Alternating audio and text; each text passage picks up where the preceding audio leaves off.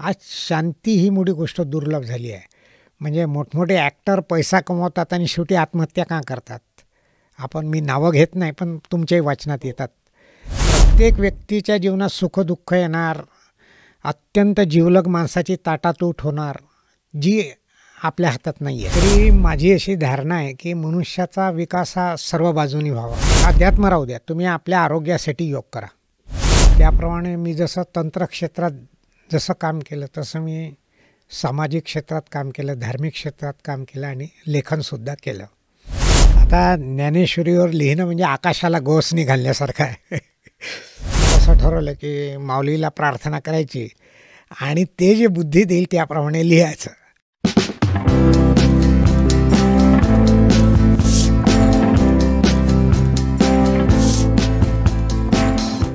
हरिमुखे म्हणा पुण्याची गणना कोण करी. हरिपाठाचे हे नुसते स्वर जरी कानावर पडले तरी अंतरीची तार छेडली जाते. संत ज्ञानेश्वरांनी 13व्या शतकात निर्मिलेल्या हरिपाठाची मोहिनी आजही जनमानसावर कायम आहे. तर असा हा हरिपाठ गोष्टीरूपात घेऊन येण्याचं महत्त्वाचं कार्य नागपूरच्या अनिल फडणवीस यांनी केलेलं आहे. या आगळ्या वेगळ्या पुस्तकाविषयी या एपिसोडमध्ये आपण फडणवीस सरांशी चर्चा करणार आहोत, गप्पा मारणार आहोत. नमस्कार, मी निरंजन मेढेकर. ग्रंथप्रेमीच्या या विशेष पॉडकास्टमध्ये तुम्हा सगळ्यांचं मनापासून स्वागत. नीमट्री पब्लिकेशन हाऊसतर्फे प्रकाशित गोष्टीरूप हरिपाठ या पुस्तकाविषयी या एपिसोडमध्ये आपण चर्चा करणार आहोत. आणि पुस्तकाचे लेखक अनिल फडणवीस सर स्वतः आपल्यासोबत आहेत. ते खास नागपूरवरून आलेले आहेत. अनिल सर, तुमचं मनापासून स्वागत. नमस्कार. अनिल सर, तुमची बॅकग्राऊंड ही खरं तर BTechमधली आहे आणि डाईंग मास्टर म्हणून तुम्ही नागपूर, नांदेडमध्ये 35 वर्ष सर्व्हिस केलेली आहे. म्हणजे थोडक्यात मला विचारायचं असं आहे की तुमची बॅकग्राऊंड सगळी टेक्निकल आहे, तरी पण तुम्ही अध्यात्माकडे, हरिपाठाकडे कसे काय वळलात? याचं उत्तर असं आहे की मी जरी BTech म्हणजे एक तंत्रज्ञ आहे आणि त्याच क्षेत्रात अनेक वर्ष काम केली, तरी माझी अशी धारणा आहे की मनुष्याचा विकास हा सर्व बाजूनी व्हावा.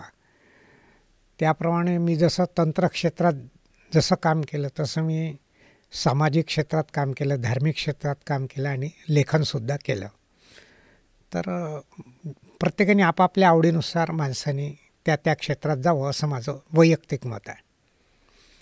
आता तुम्ही म्हणाल की हरिपाठाकडे कसे वळले, तर माझी आई लहानपणी, मी लहान असताना अनेक स्तोत्र म्हणत त्यात हरिपाठ म्हणत असे आणि त्यावेळी जरी मी ते वाचलं नाही तरी ऐकून ऐकून बरंचसं मला माहीत झालं होतं.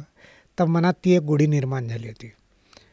आता तुमचा प्रश्न असा आहे की मी अध्यात्माकडे वळालो. मला असं म्हणायचं की अध्यात्माकडे ही टर्म जरा आपण लूजली वापरतो. तर याचे 2 भाग आहे. एक म्हणजे मनुष्य धार्मिक असतो आणि नंतर तो अध्यात्मक होतो. आता धार्मिक म्हणजे काय, किंवा पूजा करणे, पोथी वाचणे, व्रतवैकल्य करणे, भजन कीर्तन ऐकणे इत्यादी.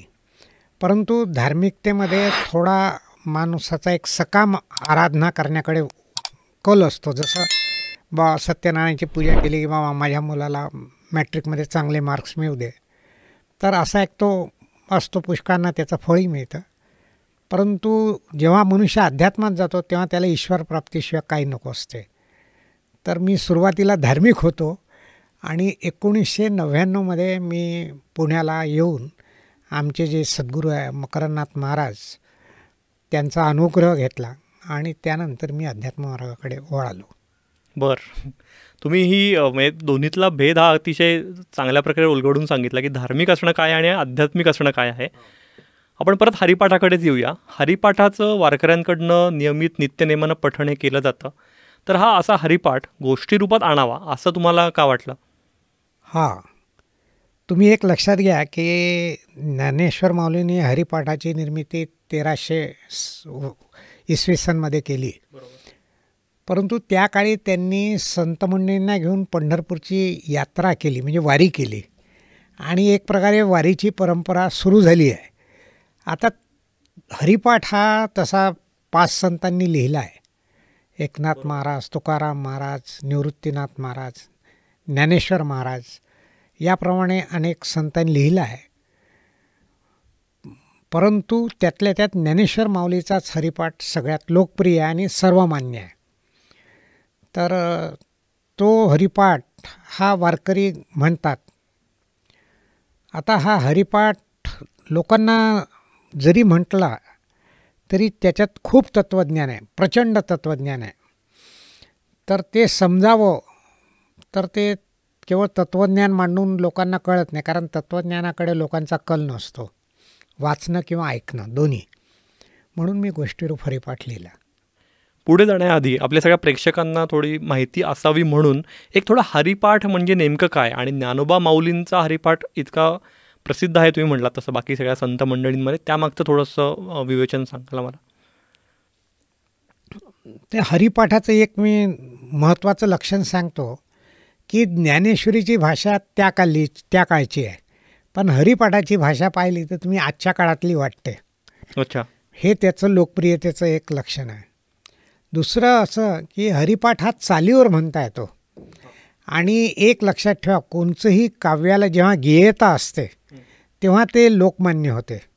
तर लोकमान्यता मिळण्यासाठी त्याची गेयता हा एक प्रमुख्याचं कारण आहे. आणि तो सोप्या भाषेत लिहिला आहे, हेही तितकंच महत्त्वाचं आहे. जरी तत्त्वज्ञान त्यातलं कठीण आहे तरी भाषा बाकी सोपी आहे. बरोबर. म्हणून हरिपाठ हा लोकप्रिय झाला असं मला वाटतं. अगदीच अगदीच. म्हणजे मग आत्ता तत्त्वज्ञानाचा तुम्ही मुद्दा काढलात, तर सामान्य माणसाला तत्त्वज्ञानाचा किंवा अध्यात्माचा जरी गंध नसेल तरी पण जर त्याला सगुण भक्तीची उपासना करायची म्हणली तर हा गोष्टीरूप हरिपाठ कसा मदतगार ठरेल असं वाटतं तुम्हाला? हां, तर याचं असं आहे की सगुण उपासना ही आपल्या भारतात कॉमन आहे. म्हणजे प्रत्येक मनुष्य शिवाची उपासना करो, विष्णूची करो, कृष्णाची करो, त्याच्या आवडीप्रमाणे करतो दैवतेची, पण सगुण उपासना करतो. परंतु ती उपासना पारंपरिक पद्धतीने होते. म्हणजे माझ्या वडिलांनी केली म्हणून मी करत आहे, मी केली म्हणून माझा मुलगा करणार. परंतु त्याच्यामागे एक तत्त्व आहे आणि ते तत्त्व हरिपाठात सांगितलं आहे. म्हणजे आध्यात्मिक भाषेत काव्यात सांगायचं आहे ना, सगुणाचे आधारे निर्गुण पाविजे. तर ईश्वर सगुण रूपात आहे, रामकृष्ण देवी वगैरे, परंतु शेवटी परमेश्वर हा निर्गुण निराकार आहे आणि तो आपण सगुण पूजेतनं साध्य करतो. एकदम निर्गुण निराकाराची कल्पना सामान्य माणसाच्या बुद्धीच्या बाहेरची आहे. तर त्याला सगुणाचा आश्रय घ्यावा लागतो. तर त्याच्यातून निर्गुणाकडे जायचं आहे. तेच ज्ञानेश्वर माऊलींनी हरिपाठात सांगितलं आहे. आता हे समजलं पाहिजे, तत्त्वज्ञान आहे तर म्हणून समजलं पाहिजे. म्हणून मी ते गोष्टीरूप घेतलं की सामान्य माणसाला त्यामुळे ते कळते आणि तो सगुण भक्ती प्रेमाने करतो. म्हणजे उपचार म्हणून भक्ती नको, प्रेमाने हवी. प्रेम हा महत्त्वाचा भाग आहे. गोष्टीरूप हरिपाठ, तर गोष्टीचा उल्लेख बऱ्याचदा येतोय. हो, हे नक्की गोष्टीरूप म्हणजे तुम्ही नेमकं काय केलं? तर एखादी गोष्टच आम्हाला सांगितली छोटी तर आपल्या सगळ्या श्रोत्यांना प्रेक्षकांनाही. हो, मी त्याच्यात मागचं एक तत्त्व तुम्हाला सांगतो की जेव्हा मी हरिपाठ लिहायचा विचार केला तर 27 अभंग साधारणपणे हरिपाठाचे मानतात, पण काही पुस्तकात 30ही अभंग मानतात. परंतु मी 27च घेतले कारण ते गुंडा महाराजांनी घेतले आहे त्यांच्या हरिपाठ विवरण पुस्तकात.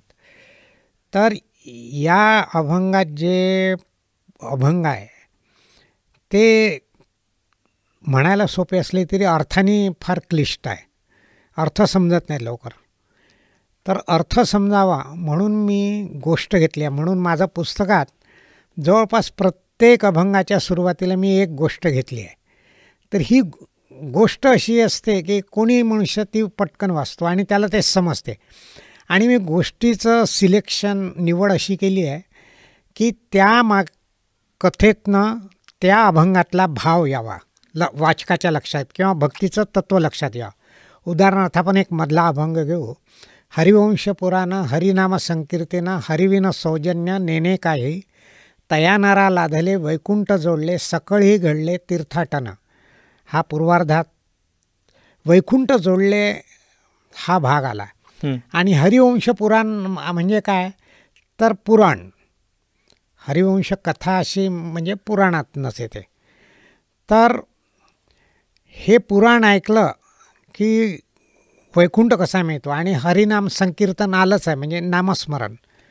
तर या तत्वाचा उल्लेख मी त्या गोष्टींनी केला, ती गोष्ट थोडक्यात सांगतो.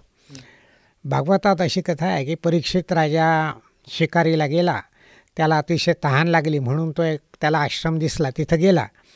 तिथं शमीक ऋषी ध्यानात बसले होते, समाधी अवस्थेत होते.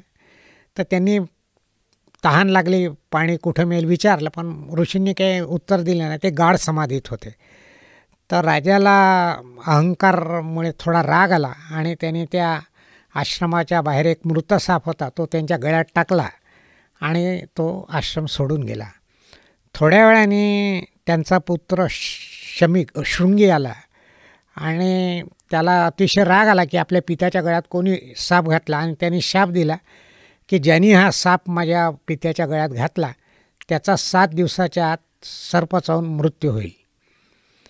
आता ही गोष्ट राजाला कळाली तेव्हा त्याला वैराग्य आला आणि त्याला वाटलं की हा शाप आपल्यावर इष्टापत्ती आहे, आणि त्यांनी संन्यास घेतला आणि जंगलात जाऊन ईश्वराचा आराधना सुरू केली.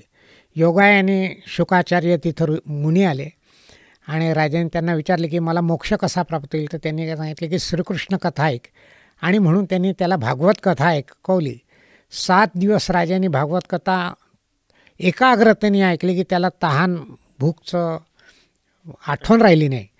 आणि 7 दिवसानंतर कथा जेव्हा पूर्ण झाली तेव्हा सर्प आला आणि त्याला दंश केला आणि राजाचा मृत्यू झाला. परंतु त्याला वैकुंठ लोक प्राप्त झाला आणि स्वर्गातनं वृष्टी झाली फुलांची, अशी कथा आहे. तर या अभंगात जो भाग आहे की वैकुंठ प्राप्त होतो आणि हरिनाम महत्त्व आणि पुराणाचं महत्त्व ते सगळं या कथेत आलं, म्हणून मी ही कथा इथं घेतली. याप्रमाणे प्रत्येक अभंगाला त्या त्या तत्वानुसार मी कथा निवडली आहे. वा, म्हणजे सर पुस्तक वाचताना हे जाणवत राहतं की संत साहित्यापासून पुराणापासून ते सध्याच्या घडामोडींपर्यंत तुमच्या अभ्यासाचा आवाका जाणवत राहतो. हो, ही अभ्यासाची बैठक, तर याविषयी सांगाल थोडं? हां, तर याच्यात मी असा विचार केला की जसं एक ठरवलं की तत्त्वज्ञानात्मक सांगायचं नाही, कारण ते क्लिष्ट असते आणि सामान्य माणसाला तत्त्वज्ञान आवडत नाही. जे अपवाद 1-2% लोक असतात त्यांचा भाग सोडून द्या. तर सर्वसामान्यांना हरिपाठ समजला पाहिजे ही माझी अंतरीची इच्छा आहे, म्हणून मी गोष्टीरूपाने सांगितलं. आता गोष्टीरूपाबद्दल तर मी विवेचन केलंच. आता याच्याशिवाय मी असा एक विचार केला की आजचा तरुण, वृद्ध, स्त्री, पुरुष हे सगळे सोशल मीडियाशी जुळलेले आहे. तर सोशल मीडियाचा उपयोग देखील मी माझ्या कथेत अनेक ठिकाणी केला आहे. म्हणजे एखादी कविता, एखादी घटना, एखादा विनोद असं सांगून वाचक आजच्या काळात राहायला पाहिजे. म्हणजे वाचकाला असं वाटलं नाही पाहिजे मी मग 1300 वर्षापूर्वीचा ग्रंथ वाचतो आहे. कारण माणसाला एक सहज अशी इच्छा असते की जे आजच्या काळात आहे ते तो लवकर ग्रास्प करते, लवकर समजतो. तर त्यामुळे मी सोशल मीडियाचा देखील भरपूर वापर केला आहे. इतकंच काय, एका अभंगात मला वाटते 8व्या अभंगात मी सिनेमाच्या 2 ओळी पण देखील टाकल्या आहे, सिनेगीताच्या. तर असं समजायचं नाही की सिनेगीत वाईट आहे. जे परमेश्वराला अनुकूल आणि पुस्तकाच्या भावाला अनुकूल आहे त्या सर्वाचा मी वापर केला आहे, जेणेकरून वाचकाची गोडी वाढली पाहिजे. आणि वाचकाला गोडी वाढली की हरिपाठातलं तत्त्वज्ञान आपोआप त्याला कळेल, हा उद्देश आहे. अध्यात्म तत्त्वज्ञान असं म्हणलं की सामान्य माणसाला ते खूप बोजड किंवा त्या वाटेलाच नको जायला असं वाटतं. पण या पुस्तकाची भाषा ही अतिशय साधी सोपी आणि तितकीच रसाळ पण आहे. म्हणजे नुसतीच साधी सोपी नाही आहे तर ती रसाळ आहे. तर हे तुम्हाला कसं साधता आलं? अवघड टास्क आहे कारण हे खूप. तुम्ही म्हणता तो प्रश्न अगदी मलाही पडला होता. मी जेव्हा हरिपाठाचा अभ्यास केला तर बहुतांशी लेखकांची, संतांची मी पुस्तकं वाचली, परंतु त्यातली भाषा फार अवजड होती. सुदैवाने माझा अध्यात्माचा थोडा बहुत अभ्यास असल्यामुळे मला ती समजली थोडी बहुत. पण मी म्हटलं की सामान्य वाचक जर ही भाषा लिहिली क्लिष्ट आणि थोडी बोजड तर ते पुस्तकाचं पाणी कोणी उघडणार नाही. तर सोपं लिहायचं असं मी ठरवलं. कारण तत्त्वज्ञानाचा विषय सोडा, आपलं हे अध्यात्म लोकांमध्ये पोचायचं आहे तर भाषा सोपी हवी, हा मी पहिला मनाशी खुणगाठ बांधली. आता सोपं कसं लिहायचं, तत्त्वज्ञानात्मक तर भाग येणारच आहे. तर माझा थोडा मी वाचनही त्या अनुरोधाने केलं, जसं मी सांगितलं सोशल मीडियाचं केलं संतचरित्राचं केलं, ज्ञानेश्वरी, गीता, दासबोध या धार्मिक ग्रंथांचंही केलं. तर या सर्वांचा समन्वय मी या पुस्तकात साधला आहे. परंतु ते फक्त सोप्या भाषेत कसं येईल एवढी फक्त काळजी घेतली आहे, म्हणजे जेणेकरून वाचकाला ते पचनी पडावं. म्हणजे लिखाणात असं म्हणतात की सोपं लिहिणं हे सगळ्यात अवघड असतं. हो. तर मला हे सांगता थोडंसं की त्यासाठी अनेक संदर्भ ग्रंथांचं वाचन तुम्हाला करायला लागलं असणार. म्हणजे असं नाही की तुम्ही बसलात आणि तुम्ही हे पुस्तक लिहिलं. तर या थोड्याशा तुमच्या संदर्भ साहित्याच्या अभ्यासाबद्दल, तुमच्या व्यासंगाबद्दल आणखी जाणून घ्यायला आवडेल आम्हाला. हां, तर त्याचं उत्तर असं आहे की मगाच मी सांगितलं की संतचरित्र आणि ज्ञानेश्वरी, गीता, दासबोध ह्याचं तर वाचन मी केलंच. थोडं समजून घेण्याचाही प्रयत्न केला. याच्याशिवाय मी आमचे जे सद्गुरू आहे माधवनाथ आणि मकरंदनाथ यांनी अनेक प्रवचनं आध्यात्मिक विषयावर दिली आहे.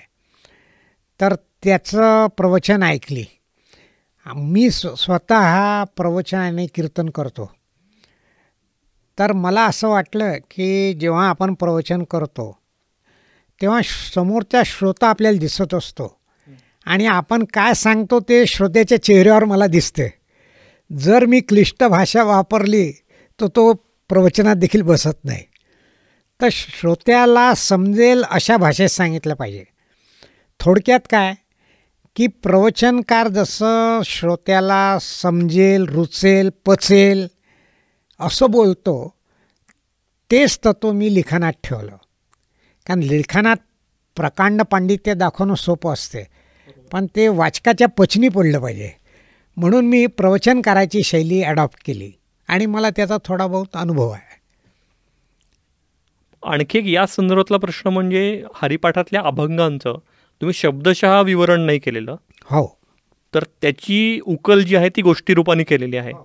तर त्या बरोबर चपखल गोष्टी त्या त्या अभंगांना मिळणं हे पण खरंच अवघड आहे. म्हणजे हो, कारण त्या गोष्टी पण बरोबर तिथे अगदीच बरोबर जात आहेत. म्हणजे तर ही निवड कशी, त्यालाही बरेच तुम्हाला श्रम पडले? हो, तो म्हणजे खरा म्हणजे तो प्रॉब्लेमच होता मला. कारण मी अभंग केला की त्याची रूपरेखा, तत्वचिंतन याचं मनात एक चित्र राहायचं, पण त्या प्रसंगाला साजेशी गोष्ट कशी निवडायची हा एक माझ्यासमोर प्रश्न होता. तर मी संतचरित्रातले वाचले, काही ऐकलेही होते, ती उदाहरणं दिली. पण याच्याशिवाय मला जेव्हा प्रश्न खूप यायला लागला तर मी रामकृष्ण मिशनचं फार मोठं ग्रंथालय आहे नागपूरला. अच्छा. तर माझ्या मुलाच्या साह्याने मी तिथं गोष्टीरूपाची काही पुस्तकं मागवली आणि त्यातील काही गोष्टींचा मला फार फायदा झाला. कारण काही गोष्टी संतचरित्रात न येणाऱ्या देखील त्याच्यात आल्या आहे. तर त्याचा अंतर्भाव केला. मी एवढंच पाहिलं की अभंगातलं तत्त्व गोष्टीरूपाने तिथं आलं पाहिजे. बरोबर. म्हणजे गोष्ट वाचकाच्या मनात घर करते. हो. लहान मुलगाचं देखील तो आजोबाला म्हणतो गोष्टी सांगा, का की ते पटकन मनात साठल्या जाते. म्हणजे यात असं जाणवतं की पुराणातल्या अनेक गोष्टी आख्यायिकांच्या स्वरूपात आपल्या कानावर पडलेल्या असतात. म्हणजे तुम्ही जी परीक्षित राजाची गोष्ट सांगितलीत आत्ता, तर त्या परीक्षित राजाचा मृत्यू सर्पदंशामुळे झाला हे माहिती आहे. तो काहीतरी बोरं त्यांनी मागवली आणि त्या बोरातनं आळी आली आणि त्याचा साप झाला. पण त्याच्या मागचं जे तुम्ही सार सांगितलं, त्याच्या आधीची जी बॅक स्टोरी सांगितली तर ती माहिती नाही आणि ती त्या अभंगाला बरोबर जाते असं दिसतंय. तर हे मला वाटतं की मग तो अभ्यास तुम्ही म्हणलात तसं त्या ग्रंथालयात जाऊन आणि तसा तुम्ही तसा केला. मज्जो देखील जवळपास 2000 पुस्तकं आहे. बापरे. तर या पुस्तकांमधली सिलेक्शन केलं मी आणि काही प्रसंग निवडले. आणि सोशल मीडियाचं काय आहे की आपण खूप वाचतो पण ते लक्षात राहत नाही. तर माझी थोडी सवय मी डेव्हलप काय केली की एखादं सोशल मीडियातली कविता म्हणा, प्रसंग म्हणा, विनोद म्हणा आवडला तर तो मी टिपून ठेवतो आणि त्या माझ्या संदर्भातनं जे पुस्तकातला उपयुक्त पडेल तेवढंच फक्त घेतो. म्हणजे ते वाचकाला थोडं इंटरेस्टिंग होते. अगदीच. सर, तुम्ही स्वतः योग शिक्षक आहात आणि ध्यानधारणाचे पण अभ्यासक आहात. तर योग, ध्यान, अध्यात्म, संत साहित्य, हरिपाठ या सगळ्यांचा कुठेतरी परस्पर संबंध आहे आणि तुम्ही त्या सगळ्याच ह्याच्यात असल्यामुळे तुम्हाला ती बैठक असणं आणि या सगळ्या गोष्टी थोड्याशा सुकर झाल्या असं वाटतं? हो, मी गेली 40 वर्षे योग शिक्षक आहे. बरं. म्हणजे नांदेडला योग शिक्षक होतो आणि नागपूरलाही आहे.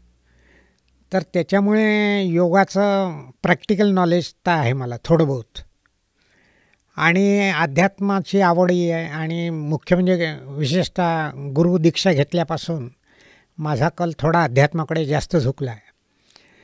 तर या सर्व बैठकीचा लिखाणातही उपयोग होतो.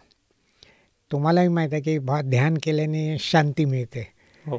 तर शांत मन झालं की ते इफेक्टिवली कार्यरत होते.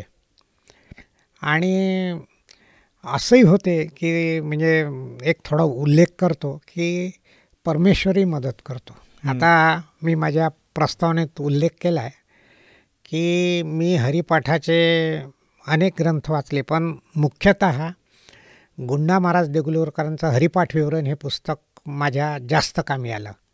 कारण ते अतिशय डिटेल्ड आहे आणि सुंदर आहे, फक्त थोडं क्लिष्ट आहे. पण हे पुस्तक मला मिळत नव्हतं नागपूरला. तर मी आळंदीला गेलो तेव्हा ते पुस्तक घ्यायचं ठरवलं. तिथं आमचे महादेव महाराज म्हणून फार मोठे संत राहतात, रामकृष्ण मठाशी कनेक्टेड आहे, आमच्या घरी पण आले, त्यांची भेट घ्यायला गेलो होतो. तर माझं ठरलं होतं की मी हे पुस्तक तिथं पाहील. पण ते महादेव महाराजांचा प्रोग्राम बदलला आणि त्याने मला तिथून निघण्याची घाई केली. ते म्हणाले आपण पुण्याला जाऊ. आता संतांना नाही म्हणता येत नाही. तर मी म्हटलं ठीक आहे, मी तुमच्याबरोबर येतो. आणि मी पुण्याला आलो. ते आमच्या मुलीच्याच घरी उतरले ते एक दिवसासाठी. तर ते पुस्तक घेणं झालं नाही. मग ते महाराज गेल्यावर मी असा विचार केला की महाराजांना फोन करून पुन्हा ते पुस्तक मागवून घ्यावं.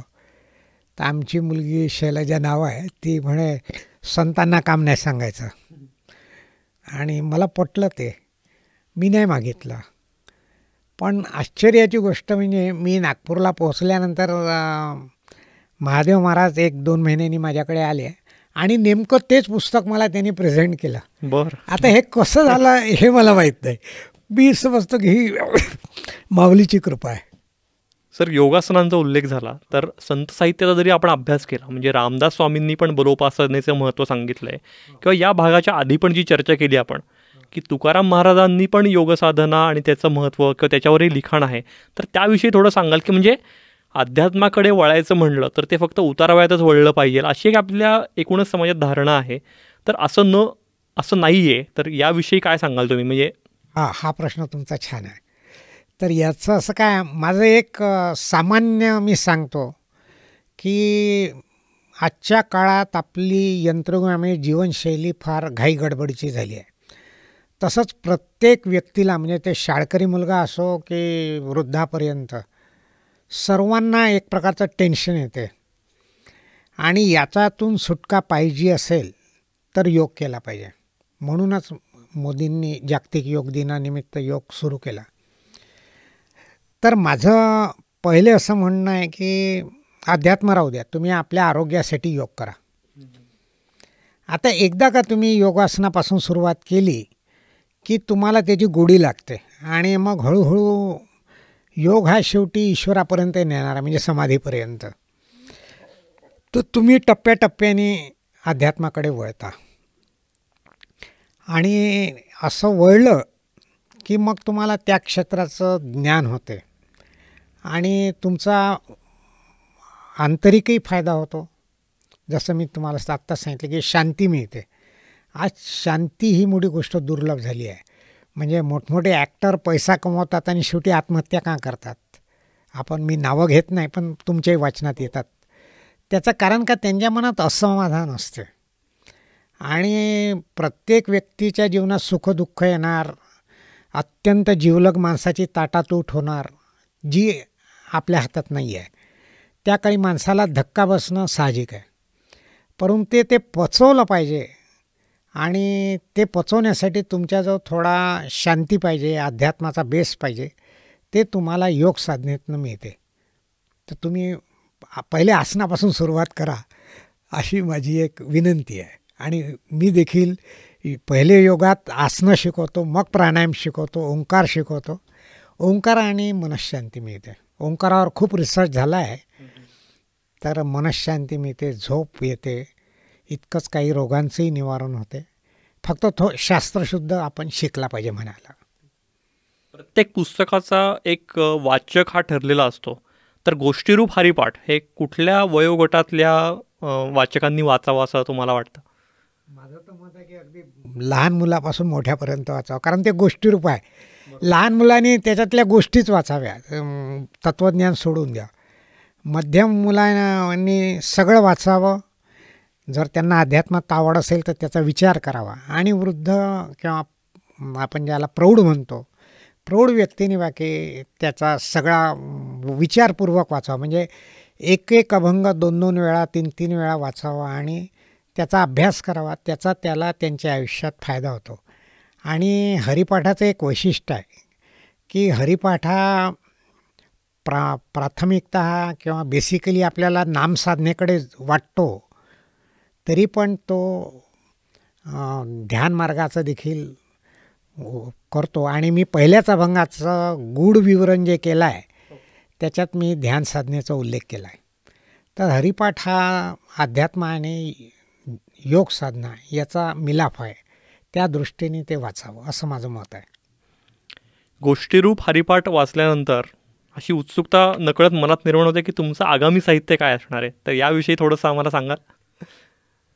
मी सांगतो की हरिपाठ लिहिल्यानंतर मी पुस्तक नाही लिहिलं, परंतु अनेक लेख लिहिले. ते राजकारण, योग आणि अध्यात्म या विषयावर लिहिले आणि ते वृत्तपत्र आणि मासिक यामध्ये छापल्या गेले. इथे सांगतो, उल्लेख करतो, कितपत जमेल भगवान जाणे. द्वितीयाताईंनी जेव्हा हे पुस्तक छापायचं ठरवलं, प्रकाशन करायचं ठरवलं, तेव्हा त्यांनी असं मला विनंती केली की तुम्ही ज्ञानेश्वरीवर लिहा. आता ज्ञानेश्वरीवर लिहिणं म्हणजे आकाशाला गोसनी घालण्यासारखं आहे. एक तर तो जी आज प्रचलित ज्ञानेश्वरी आहे त्याच्यातही 1810 ओव्या आहे आणि सगळ्या अध्यात्माने आणि फार गहन विषय आहे. तर त्यांनी जेव्हा 2-3 वेळा म्हटलं तर मी विचार केला आणि मग असं ठरवलं की माऊलीला प्रार्थना करायची आणि ते जे बुद्धी देईल त्याप्रमाणे लिहायचं. तर मी थोडंफार आता मी काही लेखन थांबवलं आहे इतर, आणि ज्ञानेश्वरीवर लेखन सुरू केलं आहे. आता पूर्ण जेव्हा होईल तेव्हा होईल, पण ते फक्त माऊली कृपा करेल त्यावरच होईल यावर माझा विश्वास आहे. माझी बुद्धी तेवढी नाही आहे हे मी मान्य करतो. तुम्हाला निश्चितच या तुमच्या आगामी प्रकल्पातही यश मिळेल हे या पुस्तकावरनं तर खात्रीच वाटते त्याची. मी समजतो की तुमच्या मुखाने ज्ञानेश्वर माऊली बोलले. अनिल सर, तुम्ही वेळात वेळ काढून थेट नागपूरवरनं पुण्यात आलेला आहात आणि आमच्या स्टुडिओत आलात ग्रंथप्रेमीच्या. तर ग्रंथप्रेमीच्या सगळ्याच आमच्या परिवारातर्फे तुमचे मनापासून आभार. आणि मलाही तुमचे आभार मानायचे आहे की मी अशी म्हणजे व्हिडिओ ऑडिओ मुलाखत कधी दिली नाही. माझे लेख आणि काही व्हिडिओ ऑडिओ झाले पण हे झालं नाही. याबद्दल तुमचेही आभार. आणि मुख्य म्हणजे या आपल्या सुखसंवादातून लोकांना हरिपाठ वाचायची प्रेरणा मिळेल, हा सगळ्यात मोठा. त्यासाठीच आपण सगळ्या आपल्या श्रोत्यांना आणि प्रेक्षकांना अपील करूया. गोष्टीरूप हरिपाठ हे पुस्तक ग्रंथप्रेमीच्या वेबसाईटवर उपलब्ध आहे विक्रीसाठी. तर या पुस्तकाची लिंक आम्ही या एपिसोडच्या डिस्क्रिप्शनमध्ये देतो आहे. त्याच्यावर क्लिक करून तुम्ही ते घरपोच मागवू शकता. तर नक्की तुम्ही गोष्टीरूप हरिपाठ घ्या. हे खरोखर संग्रहित ठेवावं असं पुस्तक आहे. आणि बाकीही ग्रंथप्रेमीची आणि निमट्री पब्लिकेशन हाऊसची नवनवीन पुस्तकं येत असतात. तर त्याविषयी या पॉडकास्टमध्ये आपण चर्चा करणार आहोत. त्यामुळे भेटूया पुढच्या एपिसोडमध्ये अशाच आणखी एखाद्या महत्त्वाच्या इंटरेस्टिंग विषयावर आणि पुस्तकावर त्याच्या लेखकांची गप्पा मारायला. ऐकत रहा आणि बघतही रहा ग्रंथप्रेमी पॉडकास्ट.